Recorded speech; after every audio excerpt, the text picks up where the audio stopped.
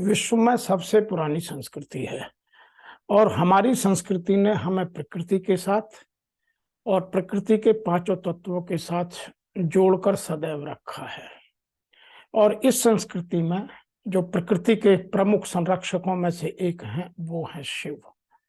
तो आज हम इस एपिसोड में आपके साथ चर्चा करेंगे शिव और शिव का शिवत्व। तो शिव प्रकृति के पोषक हैं, संहारक हैं और प्रकृति को आगे बढ़ाने वाले हैं।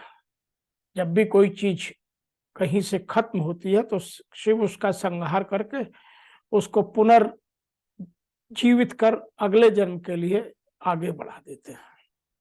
तो आइए हम शिव से शिवत्व का ज्ञान लें।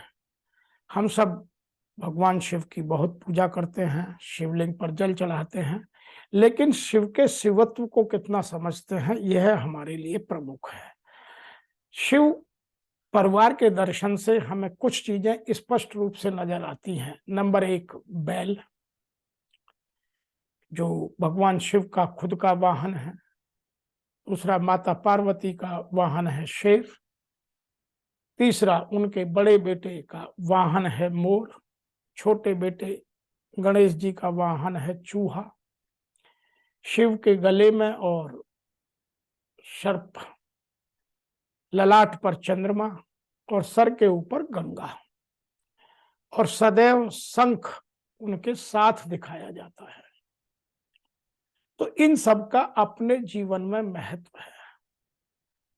यहां एक बात विशेष रूप से जो हम समझ सकते हैं वह यह है कि प्रकृति ने जिनको एक दूसरे का दुश्मन बनाकर पैदा किया है वो सब यहाँ इकट्ठे हैं। जैसे माता की सवारी शेर और भगवान शिव की सवारी नंदी आपस में एक दूसरे के कट्टर दुश्मन है।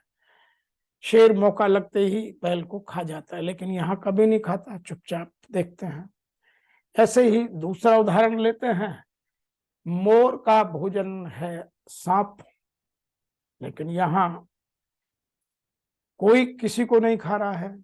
तीसरा, सांप का प्रिय भोजन है चूहा, यहाँ भी कुछ नहीं है। तो शिव के परिवार में सब लोग खुश हैं और पूरी प्रकृति अपनी जगह सुरक्षित है। और यदि प्रकृति को हमने आज यदि शिवत्व समझा होता तो शायद हमने प्रकृति का उतना दोहन नहीं किया होता जितना दोहन हमने कर दिया, क्योंकि हमारी भूख बहुत बड़ी हो गई है। और जहां भूख होती है वहीं भक्षण होता है, और जहां भूख नहीं है वहां भक्षण क्यों? तो शिव परिवार में किसी चीज की भूख नहीं, इसीलिए किसी का भक्षण नहीं। शिव की अपनी कोई संपत्ति नहीं, अपना कोई महल नहीं, अपनी कोई ऐसी बड़ी जागीर नहीं।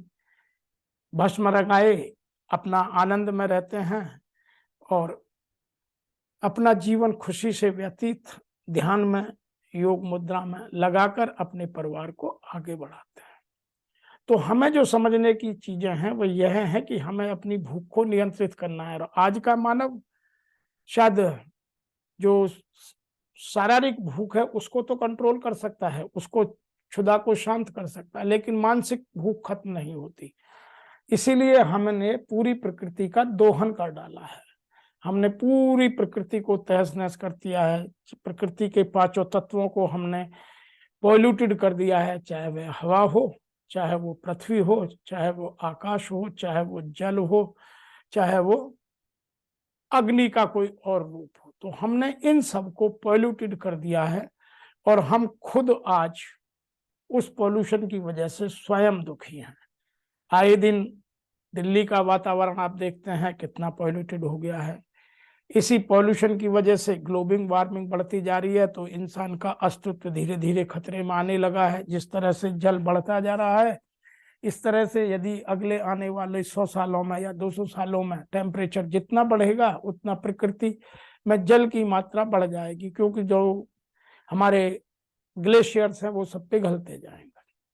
सुनामी आती है, कभी तूफान आते हैं, कभी जंगलों में आग लगती है। यह प्रकृति का भयानक रूप हमें देखने को तब मिलता है जब हमने प्रकृति का भंडारण करने के लिए, अपनी मानसिक भूख को शांत करने के लिए दोहन किया है।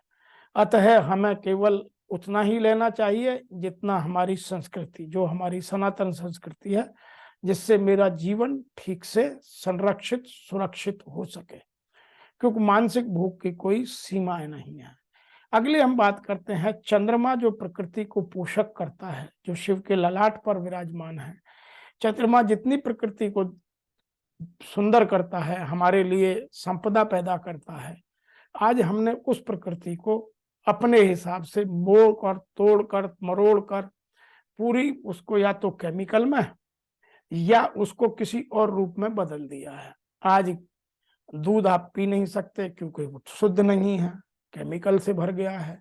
सब्जी आज खा नहीं सकते, शुद्ध नहीं है, क्योंकि फर्टिलाइजर, पेस्टिसाइड्स, हर्बिसाइड्स, केमिकल इतना यूज हो गया है कि वो उल्टा फायदे की जगह नुकसान करने लगी है। हमारे जो ग्रेन्स हैं, हमारी जो पल्सेज हैं, हमारे जो फ्रूट्स हैं, हमारे जो नट्स हैं, यदि आप उन सबको देखें तो वो हम सब ने अपनी क्षमता से अधिक पैदा करने और प्रकृति के दोहन करने के हिसाब से उन सब में अति मचाई हुई है। तो हमने शिव के शिवित्व को नहीं समझा, अपनी भूख को नियंत्रण नहीं किया, और जब तक हम अपनी भूख को नियंत्रित नहीं करेंगे तब तक हम इस तरह से ही प्रकृति का दोहन करते रहेंगे। प्रकृति के संरक्षण के लिए राजा सगर के निवेदन पर भगवान शिव ने गंगा को अपनी जटाओं में धारण किया। आज हमने उस गंगा को भी पॉल्यूटेड कर दिया है।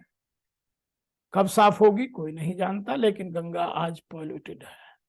तो हमने पूरी प्रकृति को तहस नहस कर दिया और हम बनते हैं शिव भक्त। तो हम शिव भक्त कैसे हो सकते हैं जब हम अपने प्रभु के जो संपदा है उसी को बर्बाद करने पर, तहस नहस करने पर तुले हैं, एक दूसरे के लिए मारामारी कर रहे हैं, एक दूसरे को बर्बाद करने पर तुले हैं। तो हम शिव को शायद जानते हो लेकिन शिवत्व को बिल्कुल नहीं जानते। आज आवश्यकता है हमें अपने शिवत्व को जानने की, अपनी आवश्यकताओं को नियंत्रित करने की, और भगवान शिव के परिवार के दर्शन से अपनी भूख को सीमित करने की, ताकि प्रकृति के प्रत्येक जीव का संरक्षण और उसका पालन पोषण ठीक से हो सके। इससे अधिक जानकारी के लिए आपको मैं यहाँ एक बात और बता देना चाहता हूँ कि हमें अपनी कंटेंटेडनेस को बढ़ाना होगा। जो कंटेंटेड पर्सन है वो हमेशा खुश रहता है, और जो सदा संतुष्ट रहता है वह हर्षित और आकर्षण की मूर्ति बन जाता है, और जो खुश नहीं है वह दुखी है, निराश है, विषाद से भरा हुआ है, चिंतित है, और सदैव अपने लिए भी परेशानी और दूसरे के लिए भी परेशानी पैदा करता है। इसी के साथ साथ जो हमारी मातृशक्ति यदि कंटेंटेड है तो उसको फिर किसी तरह के किसी ऑर्नामेंट की, किसी कोई संपत्ति की आवश्यकता नहीं है। Smiling is the best form, या smile is the form of ultimate happiness. जिसके चेहरे पर मुस्कुराहट है, और मुस्कुराहट कब आती है? जब संतुष्टि होती है, और जब मुस्कुराहट होती है तो हम सबके आकर्षण का केंद्र बन जाते हैं। तो हमें शिवत्व से इन चीजों को समझकर अपनी ओरिजिनल लाइफ को समझना होगा, जो सनातन संस्कृति कहती है। आज इतना ही, इससे अधिक आप जानना चाहते हैं तो हमसे जुड़िए। मैं और मेरी संस्था डूअर्स पैराडाइज फाउंडेशन, जो नोएडा में स्थित है, हम लोगों में अपने हिंदू सनातन संस्कृति में जो नया ज्ञान बच्चों तक पहुंचाया जा सकता है उसके लिए प्रयासरत हैं, और उस ज्ञान को भी सरल भाषा में, सरल शब्दों में, सरल तरीके से और आज के परिप्रेक्ष्य में हम बात करते रहते हैं। अधिक जानकारी के लिए आप हमसे जुड़ सकते हैं, और डूअर्स पैराडाइज फाउंडेशन की टीम का मोटिवेशन करने के लिए आप इस चैनल को सब्सक्राइब अवश्य कीजिए, और बेल आइकॉन दबाकर यह भी सुनिश्चित कीजिए कि इस तरह के वीडियो आपकी जानकारी को अपडेट करने के लिए, आपकी अंधभक्ति को कम करने के लिए, आपको अज्ञानता को दूर करने के लिए, आपको ज्ञान को सरल तरीके से समझने के लिए